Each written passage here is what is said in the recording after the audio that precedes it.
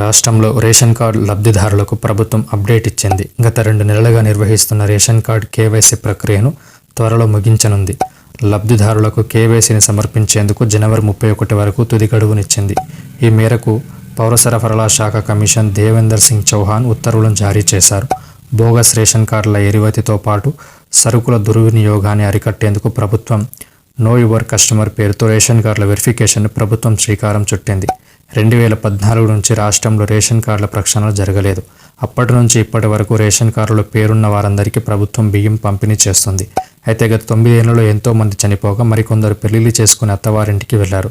మరికొందరు పెళ్లిళ్ల తర్వాత కొత్త కాపురాలు పెట్టారు. ఈ నేపథ్యంలో రేషన్ బియ్యం పక్కదారి పట్టకుండా ప్రభుత్వం కేవైసీని నిర్వహిస్తుంది. ప్రస్తుతం రేషన్ కార్డులో పేరున్న వారందరూ వేలిముద్ర వేయాలని స్పష్టం చేసింది. దీంతో గత 2 నెలలుగా రేషన్ దుకాణాల్లో డీలర్లు ఈ కేవైసీని సేకరిస్తున్నారు. దీనికోసం ఆధార్ కార్డు, వేలిముద్ర, కంటిపాప గుర్తింపు తీసుకుంటున్నారు. ఇప్పటి వరకు రాష్ట్ర వ్యాప్తంగా 70.80% ఈ కేవైసీ పూర్తయింది.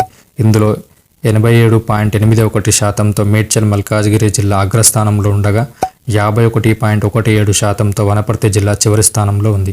ఈ నేపథ్యంలో ఈ కేవైసీకి తుది గడువు నిర్వహిస్తూ ప్రభుత్వం తాజాగా ఆదేశాలను జారీ చేసింది.